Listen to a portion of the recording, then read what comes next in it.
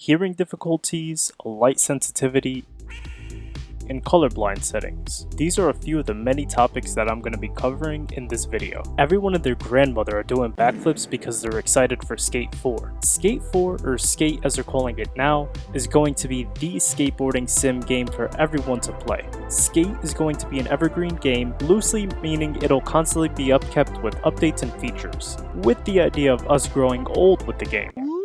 With all the discussion around its release, there's a lesser talked about issue. It's not just a thing for Skate, it's almost all games. They usually don't really have accommodations for disabilities. I would like to start a discussion about what we could add to help better accommodate disabled gamers. The first thing I'd like to see added is subtitles. Subtitles are a great way to help understand what's being said. We could also add font sizes and styles, font colors, font backgrounds, outlines, and font highlights. Slower FLICKIT input. Having a slower analog input response time could help give people a more easy time with the FLICKIT system. Some people's thumbs don't move as fast, so giving them a longer input time duration could help. Custom button bindings. Not every game has the same button layout. Some games have you use circle to jump.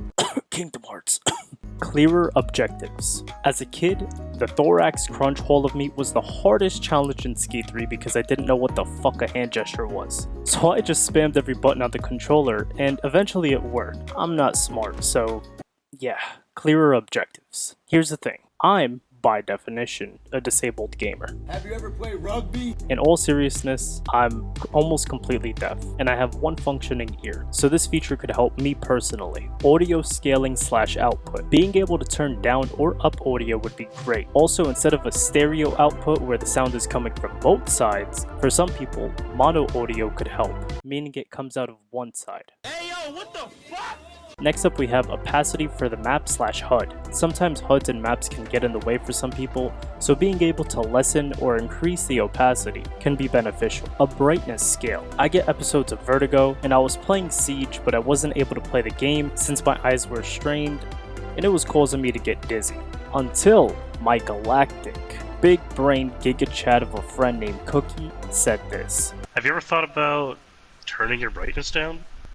I turned down the brightness, and it actually worked. I mean, he's such a galactic brain sigma. He's literally such a TTS / voiceover highlights. I remember Calplex had this little pen that would read out words to help with his dyslexia, so these two features could really help with reading. It'll be especially useful for things like on-screen text in the main menu.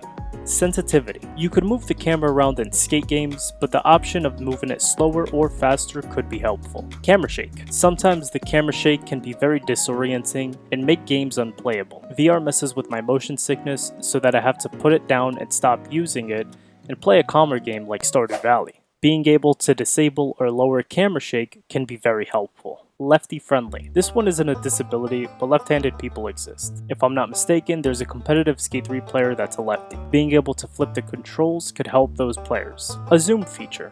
This one's pretty straightforward, but on the PS4 there's a setting you can enable so that whenever you press the PS button and square, it zooms in. Colorblind options. This is a standard for a lot of the newer titles now, so I'm sure it'll be added, but it's worth mentioning just to be safe. Obstacle highlight feature. Wouldn't it be nice to know if your skater is angled well enough to grind a rail? Well, with this feature, the rail will be highlighted to any color you pick. Basically, it'll highlight the nearest object that your skater's gonna interact with. And finally, something that I feel is beneficial to some. I present to you, I have no idea what to name this one. Basically, you'll be able to control an AI. You can set your skater to AI mode in your settings where it'll follow a path. You can set it to these modes: cruise, sesh, and competitive.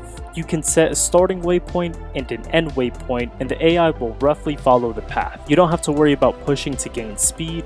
You can just do your tricks and enjoy the game. This could seriously help people who are one-handed and want to enjoy Skate. This could also help with the elderly or new console players because too many buttons can be overwhelming. Cruise mode. You'll be able to skate across San Vansterdam and do your tricks without having to push. Sesh mode. This would feature a small area that you select within San Vansterdam that you want to sesh in. You can select multiple objects of focus so that the AI would use it as the preferred obstacle. And finally, competitive mode. This mode would feature the most linear path during spot battles. The AI would go down the intended spot battle path, and you can do your tricks with your analogs. You can also toggle other features with this mode like auto steering, auto spin, auto grab when in air, and some other features that could help better assist players. Also, if you don't mind commenting, how many of you are disabled gamers or know of any? These accommodations could help anybody, able-bodied or not. Let me know if you'd want any of these features in Skate, or leave your own suggestions down below. That's been my thoughts.